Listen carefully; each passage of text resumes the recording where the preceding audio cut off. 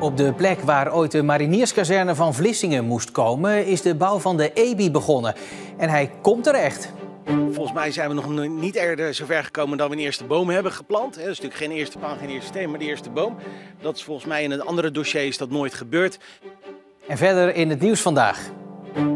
Onduidelijkheid over PFAS in moestuinen.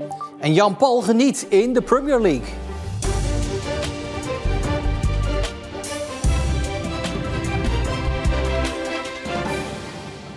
Goedenavond. Symbolische handelingen kennen ze in Vlissingen inmiddels wel.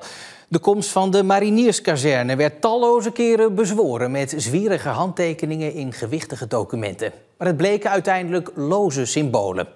Vandaag werd er op het terrein waar die kazerne had moeten komen een nieuw symbool toegevoegd aan dat rijtje. Als aanzet voor de zwaar bewaakte gevangenis die er gebouwd moet worden, werd een boom geplant.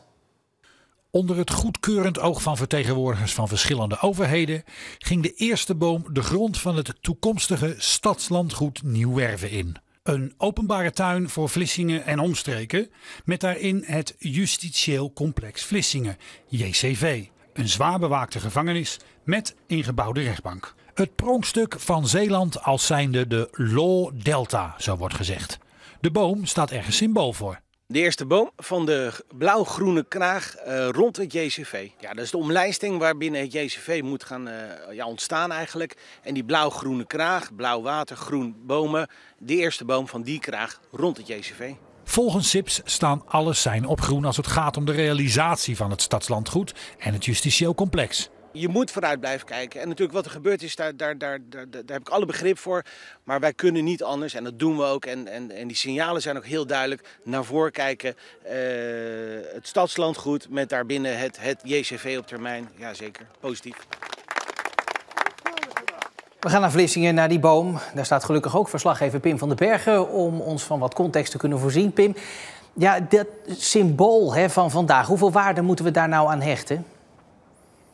Nou ja, deze ceremonie, het planten van een boom, moet nog maar weer eens benadrukken dat de plannen hier zo echt wel doorgaan. En dat benadrukken, dat is nodig, want de weg naar de ontwikkeling van dit gebied is op zijn minst hobbelig te noemen. Het is een litteken op de Zeeuwse politieke ziel. Het niet doorgaan van de marinierskazerne net buiten Vlissingen.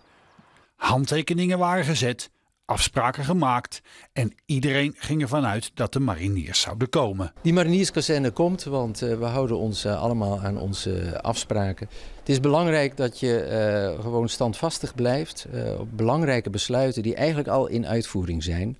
En daarom kan ik me niet voorstellen dat het anders zou lopen dan dat iedereen zich gewoon aan zijn afspraken houdt. En de rest is geschiedenis, zoals men zegt. Die kazerne kwam er niet, maar Zeeland kreeg een compensatiepakket voor de geleden schade. Kroonjuweel van dat pakket is nu het Justitieel Complex Vlissingen, het JCV. Eigenlijk gepland in 2026, toen eerst verschoven naar 2028 en nu, naar verwachting, klaar in 2030. Dat uitstel zorgt bij de Zeeuwen voor een gevoel van afstel, maar uit Den Haag komen regelmatig bewindslieden met sussende woorden. Het is onderdeel van het plan en we zijn aan het bouwen en we gaan er werk van maken. En uiteindelijk staat er hier een gebouw. Het moet er komen. Ja, het aantal gedetineerden, wat we aanhouden en wat we ook willen verspreiden over het land om niet dicht bij elkaar te houden. Dat neemt toe. Daarbij sluit ik mijn ogen niet voor naar de toekomst. En daarom is dit complex in Vlissingen nodig. Ja, Pim, als we dat dan zo allemaal zien op een rijtje, hoe zeker is het nou eigenlijk dat het er echt staat, dat complex in 2030? Ja, dit planten van die boom blijft natuurlijk symbolisch. En ik denk dat veel Zeeuwen pas overtuigd zijn van het feit dat het echt gaat gebeuren wanneer de eerste daadwerkelijke bouwwerkzaamheden hier zo plaats zullen gaan vinden. Verslaggever Pim van den Bergen, dankjewel. Bij het ongeluk op de A58, waarbij gisteravond een man uit Capelle overleed, is ook een 21-jarige man uit Schravenpolder betrokken. Hij zat in dezelfde auto als waar het slachtoffer in zat. Hij is na het ongeluk naar het ziekenhuis gebracht ter controle. De twee mannen kwamen met hun auto tegen de vangrail op de middenberm terecht. 2 andere auto's raakten beschadigd. De politie weet nog niet wat er nou precies gebeurd is en zoekt daarom nog getuigen. Ik liep een keer naar het postkantoor om postzegels te halen en toen kwam ik hier bij die pomp. Ik denk, ja, dat ziet er toch ook niet uit hè, voor de leefbaarheid van die toch mooie markt die we hier hebben. En dus pakte Piet Groffe zijn telefoon erbij en meldde hij de oude waterpomp van Sint Maartensdijk aan voor een opknapbeurt. Vandaag was het zover. Ja, vroeger een heel belangrijk object hier. We hadden toen nog geen water uit de kraan, maar mensen moesten dat op een centrale plaats in het dorp naar boven halen. Dus dit was echt de ontmoetingsplaats, denken we, van Sint Maartensdijk. Dus op dat gebied willen we dat ook een heel mooi object laten en van waarde laten zijn in onze openbare ruimte. Ze doen dat onder hoge druk en met heet water. We gaan het niet helemaal nieuw maken, maar we willen het wel hoe het is, zoveel mogelijk laten zien aan onze inwoners en toeristen. Het is een heel groot verschil. Ik zie het heel mooi gebeuren. Ja. En die pomp is zeker niet het enige object dat de mannen onder handen nemen. Ze hebben al 600 bankjes, informatieborden en monumenten schoongemaakt. En aanmelden kan nog steeds. Het is inmiddels alweer ruim 2 maanden geleden dat in opdracht van de gemeente Reimerswaal monsters werden genomen in volkstuintjes. Om te kijken hoeveel PFAS er in de grond en in de groenten zou zitten. Maar sindsdien horen de tuinierders bar weinig van de gemeente. Volkstuinhouders in Kruiningen zijn boos en teleurgesteld over het gebrek aan informatie over het onderzoek naar PFAS in de tuintjes. In november vorig jaar bleek dat er op een aantal plekken te hoge waarden van de PFAS-chemicaliën in tuintjes werden aangetroffen. In een diepere laag zelfs enorme waarden. Grond en groenten werden vervolgens onderzocht, maar de volkstuinhouders zeggen nu in het duister te tasten. Tot op heden blijft de informatie vanuit de gemeente om de onderzoeken met ons te delen, die blijft uit. Pogingen om contact te zoeken lopen op niets uit. We hebben een aantal mailtjes gedaan, we hebben gebeld, we hebben geappt. Ik heb de gegevens, maar verder onderzoeksresultaten, die zijn er niet of worden niet gedeeld. Nou, dat ze er niet zijn, dat geloof ik niet echt. Want op basis waarvan zou je dan nader onderzoek moeten gaan doen. Het gebrek aan informatie voedt geruchten en laat een aantal tuiniers in onzekerheid. Want mensen willen weer aan de slag, weer boeren. Door allerlei redenen laat het onderzoek op zich wachten. Intussen heeft de wethouder contact opgenomen en volgens Kromwijk toegezegd te gaan informeren. Maar daarmee is het vertrouwen nog niet terug. Wij zouden pragmatisch omgaan, wij zouden medewerken met alle onderzoeken en hun zouden komen met informatie. En ja, naar herhaald verzoek komt die infodeling er niet. En ja, wat geeft dat nou voor een vertrouwen?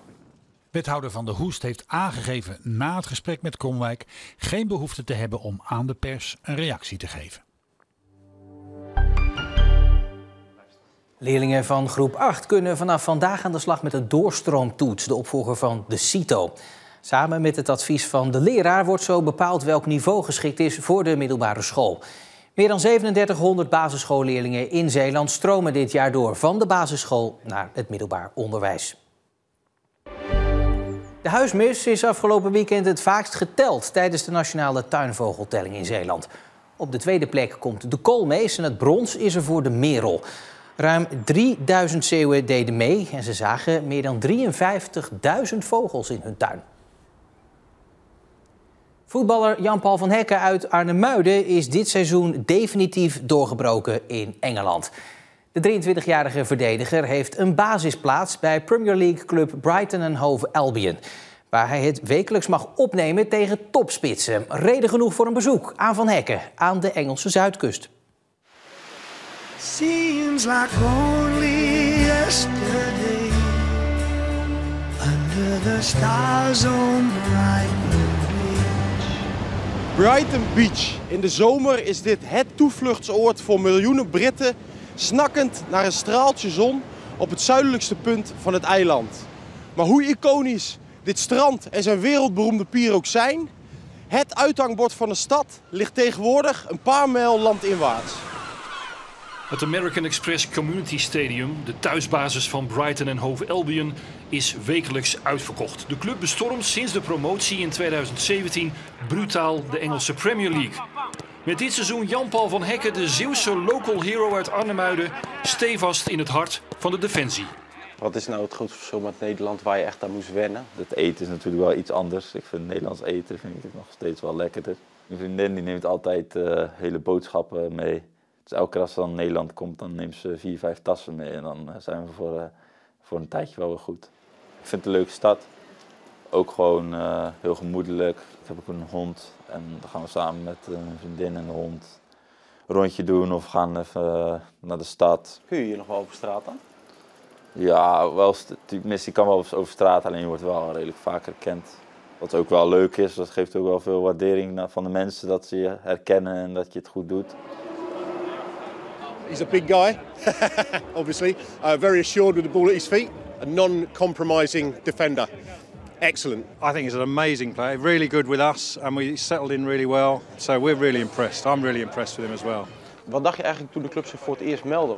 Toen was het ook een Premier League club, was een beetje dat je dacht, is het wel realistisch. Alleen als je dan nu ziet welke stappen de club heeft gemaakt en nu ook weer in Europees voetbal speelt en eerst in de groep wel gewoon tegen hele goede tegenstanders.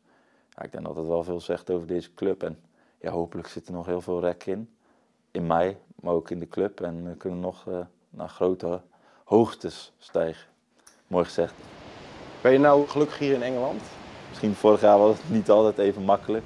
Ik had het gevoel toen ook in die tijd ook van ik ben klaar om te spelen, want ik ben goed genoeg. Maar ik kreeg eigenlijk weinig minuten, dus ik dacht van ja, als ik dan de kans krijg moet ik het wel laten zien. En als je dan tegen het beste spits van de wereld staat en het goed doet, ja, dat geeft natuurlijk wel heel veel vertrouwen. Als je dan nu ziet van het begin van het seizoen tot nu bijna alles gespeeld en vaste basis spelen. Dus ja, het scheelt ook, als je veel speelt dan merk je ook wel dat je moed buiten het veld beter is en als het goed gaat. Dus dat is ook wel fijn voor mijn vriendin soms. Nee, nu zit ik goed in mijn vel.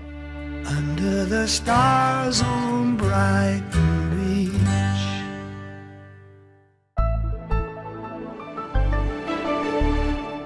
Periode met zon vandaag, maar ook veel hoge bewolking. De maximumtemperatuur lag tussen de 9 en de 11 graden.